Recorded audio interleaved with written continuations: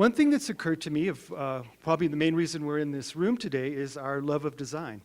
And I was thinking about the part that love plays in design, because if you're doing it right, it is fueled by love and fueled by passion and fueled by a desire to make things better, no matter if it's a visual experience, a physical experience, or just a thought. But it's about this forward propulsion fueled by love.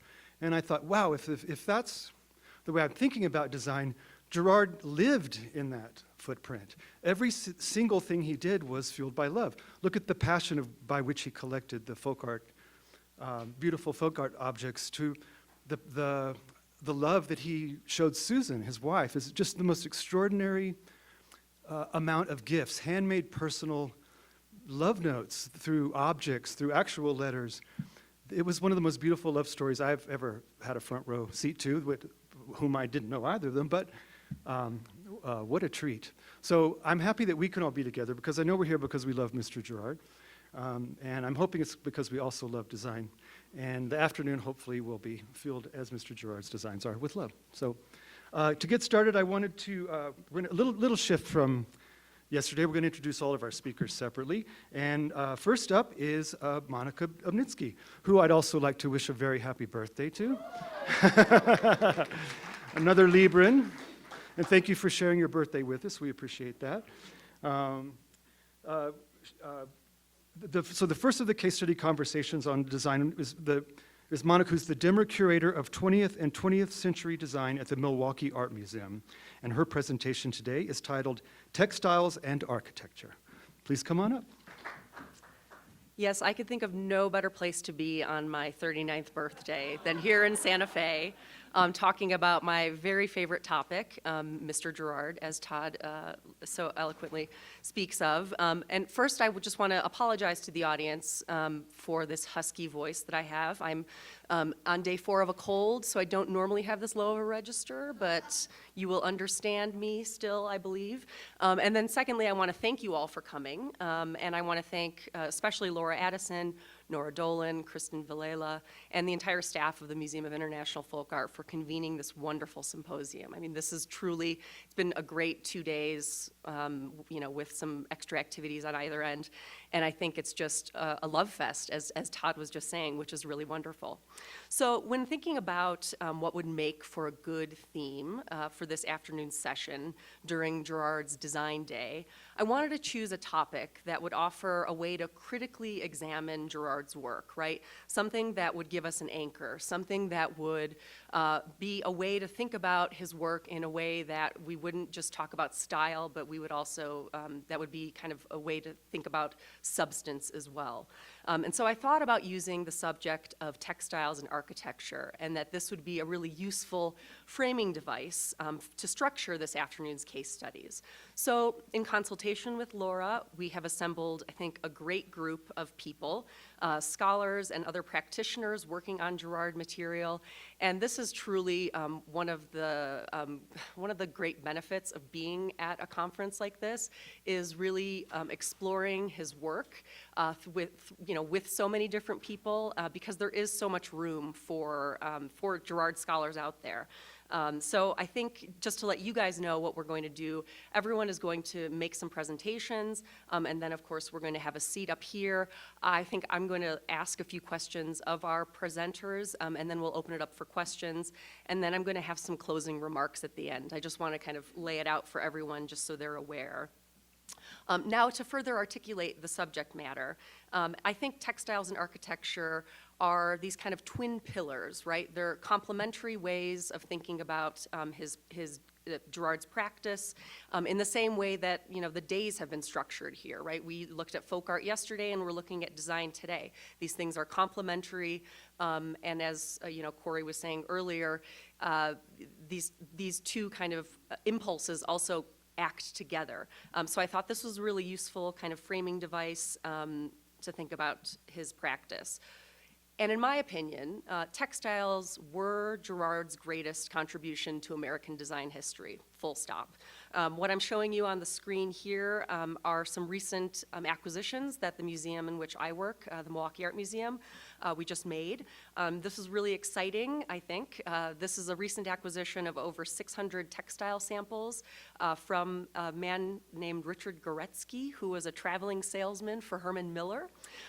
These textile samples also come with a luggage case, and we got to figure out how to actually show that, because I think that would be really fabulous for people to understand that, like, these people actually traveled the country to sell these textiles, which is wonderful. And why we are really thrilled to have these as part of the museum's collection is because they show, Girard's extremely large textile output in a very focused way. And they demonstrate the various colorways, of course, in which these patterns were available. And they really help to present a fuller understanding of his textile production. And I know, again, that most in the audience will know this, but repetition is a way in which we remember things. So, as we all know, Girard became involved with Herman Miller and with these textiles at the behest of George Nelson and Charles Eames, who were encouraged by D.J. Dupree of Herman Miller to hire Girard because they recognized a gap in the marketplace. And according to them, there were not enough well-designed fabrics for use in American interiors.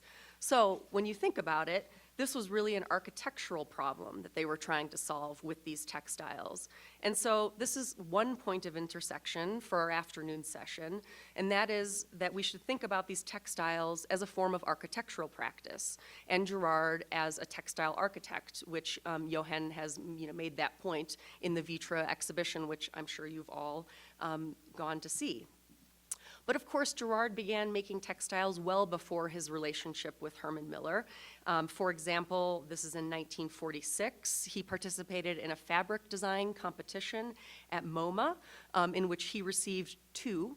One that was shared with Eero Saarinen and Charles Eames of the 14 honorable mentions. And this is quite a feat because this was in a field of nearly 1,200 entries. So this is to tell you that he knew what he was doing with textile designs. And in fact, there were many textile design exhibitions that Girard participated in the 1940s. MoMA was, just one of them, and probably the most important and famous one. Of course, this was also at the same time that he became friendly with Edgar Kaufman Jr., who was then the director of the Department of Industrial Design at MoMA, again, the Museum of Modern Art, and of course, most famous for organizing the Good Design exhibitions. Girard and Kaufman wrote letters to one another, including one in December of 1947, in which Girard was inquiring about Kaufman's most recent trip to Mexico. And then he enclosed photographs of 3 fabric designs. Girard enclosed photographs of 3 fabric designs, asking Kaufman for, quote, criticism, please. Then, 2 weeks later, Kaufman responded to Girard, writing, quote, I was glad to get the fabric designs from you, especially as there was one that I had not yet seen. It's the freest and the one I liked best. In fact, I like it very much indeed. The one done in homage of Wilfredo Lam, and I'm just going to take a pause here because we were talking earlier about art and artistic practice, and I think this is another kind of point of intersection for that. Back to the letter from Kaufman. The one done in homage of Wilfredo Lam strikes me as threatening in an agreeable way, useful for entertaining friends. The Order of Malta is the one I like least, though I like it much more than most of the printed designs on the marketplace, end quote. Great letter between Kaufman and Girard. Of course, there were no photographs. I did not see the photographs of the textiles that Girard sent, but I'm extrapolating a little bit because it is hard to tell, but Girard didn't have that many designs in 1947, again, that we know of. But I think that Kaufman really liked spines or birds, as these may be construed as the ones that are similar to Wilfredo Lam's paintings. And the motif used in lynx bears a resemblance to the Order of Malta symbol, so that must have been the one that Kaufman liked the least. Okay, and now on to the second point. Girard, of course, as we've heard today, trained as an architect. In London, he attended the Architectural Association School of Architecture, from 1924 through 29. And it's my contention, and I think a lot of people's, that he never really lost this architectural framework in his multitudinous design projects. And in order to position Girard as an architect for today's purposes, I think we can actually go back to his good friend Edgar Kaufman Jr. again. And we've seen this slide in Amy's talk, but again, it's useful for our purposes today, not only because Girard is wearing a shirt made of the spines pattern, which we just saw. And of course, this never occurred, like, I've seen this photograph so many times, and it was only in putting together this talk and then, finding that Kaufman material that I was like, oh, that's really great. He's wearing spines. It's very nice. And then, of course, Kaufman's in this photo, and Lucia, and the Eameses, and Susan, and they're all in the house. Okay, so in an August 1947 letter, now this is Girard writing to Kaufman, he writes, quote, "You were most kind to send me the 2 numbers of Architecture d'aujourd'hui." This is a French architectural journal. "Of course, I have been taken down several pegs, as I thought I had all the answers in domestic planning. Our house, if it ever gets built, will not revolutionize anything!" Exclamation point. Now, of course, the house did get built. This is Girard's Grosse Pointe house. Here are some drawings of the north and south elevation from the archive at Vitra. And in addition to providing Girard with real sources and likely acting as a sounding board, I think Kaufman also helped position Girard as an architect to a broader public. And what I mean by that is that Kaufman penned this really great and kind of important early article about him. This article was on Girard's architecture for the monthly bulletin of the Michigan Society of Architects. And this article detailed his early career in Europe, expounding on the international influences that affected Girard's architectural career, some of which we've heard in Johann's talk. And I just want to read from the screen a little bit, because this is also really interesting in terms of the typography. They've chosen to bold certain areas. So down here on the left, we know some of the things that Girard was influenced by, right? So he would have gone to Paris in 1925, Stuttgart to see the German show in 1927, of course the Weimar buildings, and in bold here, Corbusier's Pavillon de l'Esprit Nouveau, basically the standard bearers of modern European architecture. These are things that he would have known and would have been, very much on his mind, being in Europe at this time and also having an architectural background. But what's interesting is what Kaufman goes on to talk about up here, where you see this neo-Rococo. So he writes, besides these influences, Girard remembers his particular interest in the neo-Rococo of Kaufman's theaters in Germany, in the bright plateful handcrafts that flourished then in Milan, Vienna, and Paris, etc. So my point here is that these are buildings outside of the modern design canon. And these are things that kind of show the duality of Girard. And again, we had a question earlier about vernacular, right? And I actually firmly believe that these two things really can't coexist without one another, right? So the vernacular and the modern. And here it is, again, in writing, that these are things that influenced his architecture, and they're very, very disparate, right? The neo-Rococo could not be further from Corbusier's Pavillon de l'Esprit Nouveau. Now, of course, as Johann mentioned earlier as well, Girard participated in the 1929 Barcelona International Exposition, in which Mies van der Rohe's pavilion made a huge splash. So these would have been the things that he was aware of. And I think that it's these dueling interests that really make Girard so interesting.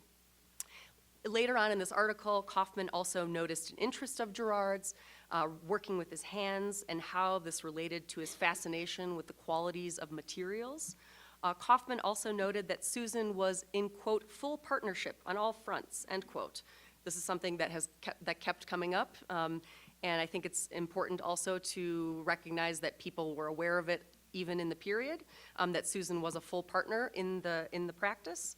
And finally, in terms of his architecture, what was important to Girard was, quote, relationship to site, to materials, to structure, to the flow of use in and around the building, to the modulation of light, and to accentuate color, end quote. Now, Girard's house in Grosse Pointe may have not revolutionized American architectural practice, but the experimental, atypical interior that he designed was full of hallmarks of modern domestic architecture, including an open plan, standardized storage units, built-in furniture, a freestanding fireplace, walls of glass, and space linking the indoors and outdoors. In fact, one of the most arresting elements of the interior was a set of garage doors that he retained from the original structure. So the Grosse Pointe house was actually two structures connected by a third. The lightweight metal garage doors functioned as a sunshade when they opened in the summer, and when the garage doors were closed during the winter months, he designed wood panels to fit into the screen section that transformed the doors into an interior wall, which in my opinion was quite clever, because then you could actually use that wall to hang things from. Now, as a playful interlude, and because we're in Santa Fe, I want to turn briefly from Girard's architecture towards his use of architectural idioms within his design practice. And again, also because we're in Santa Fe, and I want to note that this wonderful centerpiece may be found in Moifa's collection.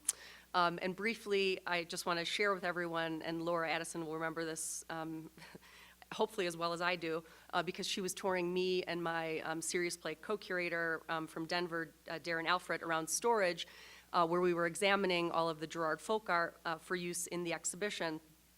I about lost my mind when she showed us this, because as she told us, the object had just been recently donated to the museum, and they hadn't had a chance to do any paperwork on it, but she just wanted us to see it, right? She was just like, oh yeah, you were going through stuff and you're gonna see it.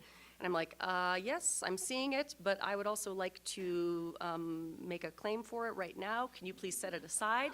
We very much want to use this in Serious Play, because it was really, I mean, it was actually, not only is it a centerpiece, but it was the centerpiece for a major kind of section in the exhibition in which we thought about playful domestic practice.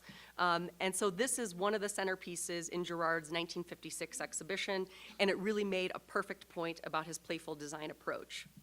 So this 1956 exhibition, 8 table settings, which again you can see some examples of in the Vitra Girard show, was at the George Jensen store in New York. Girard and Susan created artistic table arrangements in the spirit of Marion Russell Wright, who had in 1951 written this great book called Guide to Easier Living, in which modern design really assisted in fashioning a simple and flexible kind of domestic lifestyle. I think what's really interesting is that for the Girards, table settings were not just used for special occasions, right? This is something that like you or I, if we have regular plates and then maybe we might have like a fancy set of china. They of course had like, I mean, it feels like millions of examples, but like so many. And what's great is that they believed that most people did not take pleasure or delight in this. And in fact, they were trying to educate people on being more, kind of taking more pleasure or delight in being able to arrange your table settings, because then like life would be better if you had these beautiful things around you, and you could actually use kind of the skill of a designer. You could be the designer in kind of setting up your table arrangements.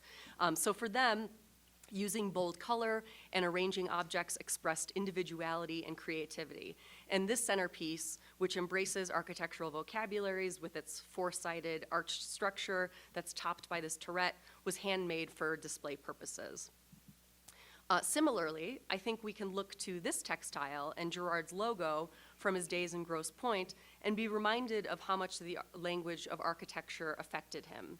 And I think it's easy to not for anyone in this audience, of course, but I think it's easy to dismiss this textile as kind of, just a graphic treatment of churches, bridges, and other civic and domestic building forms.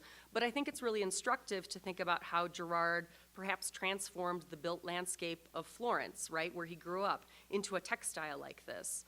And moreover, that Girard would choose to identify himself in this way in the late 1940s through his logo, again on the right, is also really meaningful. And as I and others have argued elsewhere, he was incredibly systematic and rigorous when it came to public relations and understanding one's designed identity. So this construction was completely purposeful.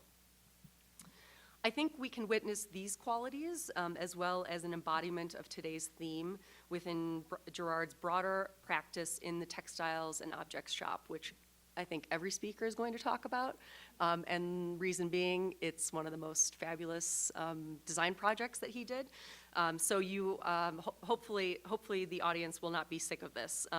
Known as the T&O as well, of course, this was Girard's experience. It was Girard's experience designing textiles for Herman Miller that caused him to lobby the firm to open a shop devoted to his output. And the announcement that I'm showing you here for this unusual Herman Miller showroom proclaimed that the store, that this was a store that offered fabrics and textiles that were designed by Girard alongside this unusual and sympathetic decorative objects that were selected by the designer. This is supremely important, right? And as I've noted elsewhere, this announcement uses a very simple palette, right? Red, blue, and black with centered text, but the lines are composed of several different colors, fonts, and sizes to produce a varied yet legible whole. I think that the announcement really reflects Girard's design approach. It's this modernist typographic structure, but it also has playful interludes, like the arrows and hearts that you see that really suggest the handcrafted. And as part of a mid-20th century typographic revival, Girard, with John Newhart's assistance, referenced a 19th century wood type through the use of ornamental typefaces. I also think that this grid-like structure references an architectural background, which can be further seen in the layout of the store. And again, we've seen a lot of photos of this, but this is a very special space. I also like to talk about the fact that contemporary retailing guides in the period really noted a preference for neutral monochromatic interiors within modern stores. That's not what Girard did. And psychologists talked about the fact that people were literally starved for color. The historian Regina Blaszczyk, who wrote a fabulous book, has shown that most Americans were chromophobic, this is the term that she uses, until the post-war era, when colorists were employed in advertising, architecture, merchandising, and product design to combat this predisposition. Clearly, Girard was clued in already, and he tapped into this psychological need to experience color in the mid-century. And I think we see this very clearly in the T&O shop. And within the T&O interiors, color was applied through the folk art objects and through the textiles, which were hung as fabric panels from the intervening spaces between the ceiling, lighting strips to disrupt the space, but also to create various vignettes. In total, 92 different fabrics from 47 different series were used throughout the showroom. And Girard also designed the built-in display fixtures, such as the aluminum tower with integrated lights that we see here. And here is our protagonist again, in a newspaper article detailing the showroom. And I love showing this object that he's standing in front of because I find this to be one of the most curious things in the T&O shop. It's this tri-lobed sofa that's in a Victorian taste that I think may have actually signaled to consumers that even those with antique furnishings could participate in this modern mixing of fashion-forward textiles and global folk art. Which I think was, that was the whole point and the project for T&O. So that is where I'm going to end, and we'll continue the conversation later.